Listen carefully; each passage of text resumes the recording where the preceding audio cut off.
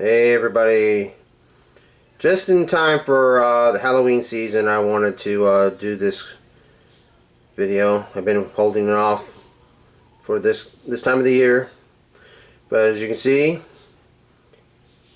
one of my favorite comic book themed films of the late 90s, one of the best films to come out of the late 90s as well. For that is The Crow from 1994. This film was shrouded in a lot of controversy and tragedy. Of course, we all know that Brandon Lee, son of martial arts legend Bruce Lee, was tragically shot and killed during the making of this film due to a dummy bullet. And it, I'm not going to go into all of the details and everything. You can look that up here on YouTube for all that. But again, it was a very tragic, very tragic moment in cinema. It also showed us the wonders in the arts, just like Jurassic Park did. The wonders of CGI filmmaking when it came to finishing up some shots that they needed to do. They used, of course, some stand-ins, body doubles, and of course some CGI magic where they superimposed Brandon Lee into certain scenes, taking him out from other scenes, putting him into certain scenes, and of course, CGI in his face onto a double. Minor little things that we would look at as now, but of course back then it was state of the art, especially for a film that was relatively low budget. It was produced by Miramax's Dimension Films division, which of course back then was owned by Disney. Of course, sadly we didn't know who was running Miramax at the time. Luckily the person in question that won't be mentioned is suffering in jail right now. But anyway, folks, again, when this movie came out, I was just so ready to watch it and everything. Sad, as I said, other than the tragedy, his previous film, Rapid Fire, just came on pay-per-view. I rented it, watched it, and of course, sadly, a week later, he passes away. He sadly, untimely passes away, and I have the People magazine edition of him about his death, and of course I have this very poster matted and put away. I got some, when this movie came out on VHS, I got so much publicity stuff from it, and I made a big stand out of cardboard cutouts that I was given, and sadly I gave that away. So, but if Christina Callahan, if you're watching and everything, I hope you still have it. But anyway, let's get into the review here of the Crow VHS release. Of course, this is it's got all the it's close to the original movie poster. Of course, where Brandon Lee's walking in between two doors was actually center into the middle of the poster, and the Crow logo was on the bottom. But for the VHS, this is also what the poster that I have looks like, just exactly like this. It has, of course, the tags of from certain newspaper articles from critics at the time. Spectacular from the Chicago Sun Tribune, thrilling Los Angeles Daily News, action-packed from WBAI Radio New York, a triumph from Playboy magazine. Which this film was great. This would have been Brandon Lee's leaping off point. If he had lived on.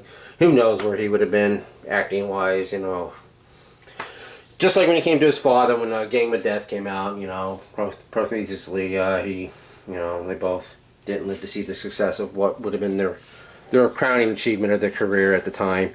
So, but of course we're going to look closer up here. You can see this as exclusive features, including an on-camera interview with never before seen footage. Of course, they had an interview with Brandon Lee during on this VHS, which you can also find on the DVD and Blu-rays as well, which I highly recommend you get as well.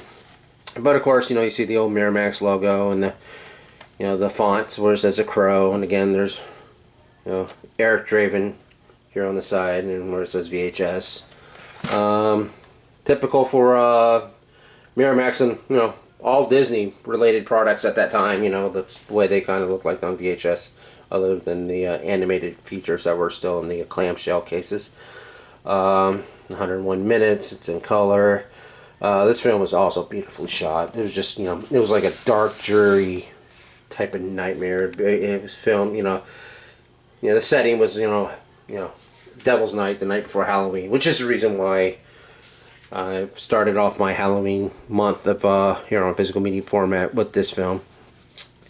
But I'm going to tell you a quick story. A friend of mine, her name was Helen, who I'll tag this video to her and everything when it comes to sharing it on Facebook. But it was one of just a few months back. I had just recently broke up with a girlfriend that I had been dating for like 2 years at the time in high school, and my friend Helen and I decided, to go out on a date, and it was my first time that I was able to say, hey, you know what, I can do this. I can bounce back, and there's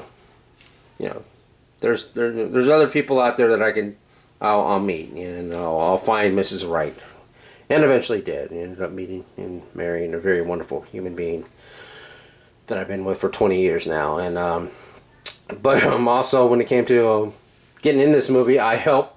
At the time I believe I was 17, so I looked older than I looked, and I had a beard, a pretty thick beard, and I kind of snuck in a bunch of kids who were, I want to say they were probably in middle school at the time, but I told them that one of them was my younger brother, and it was probably at least 6 kids and everything. I was able to sneak them in. I told them, just sit close to me and don't get in trouble, because I've been waiting forever to watch this movie. But anyway, I don't know if you can say it was my crowning achievement, but anyway, here's the back of the film.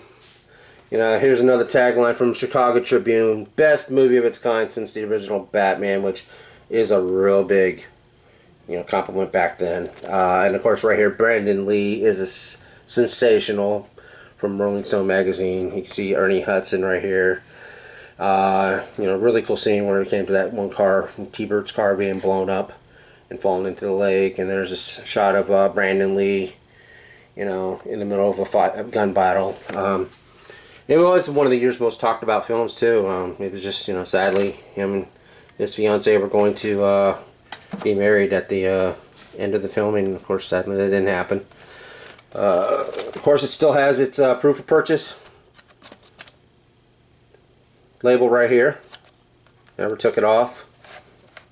And of course, standard thing. It was all, stamped or printed on there. There was no stickers used anymore around that time in the 90s.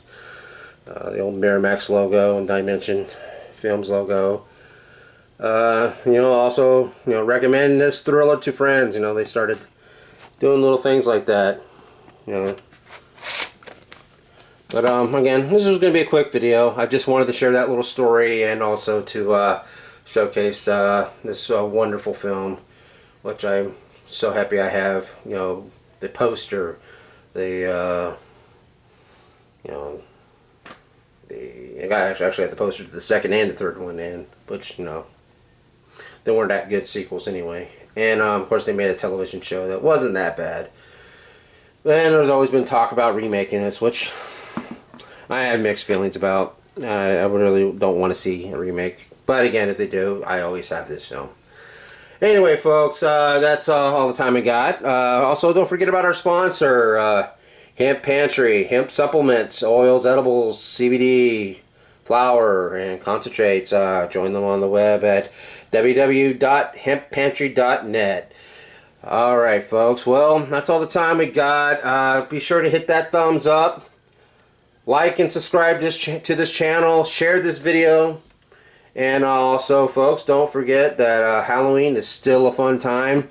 Make the best of it during this crazy era here in 2020.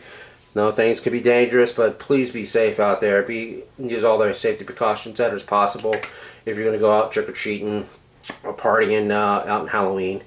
But if you can't and if you don't want to, there's always, you can always watch The Crow on Halloween night, folks.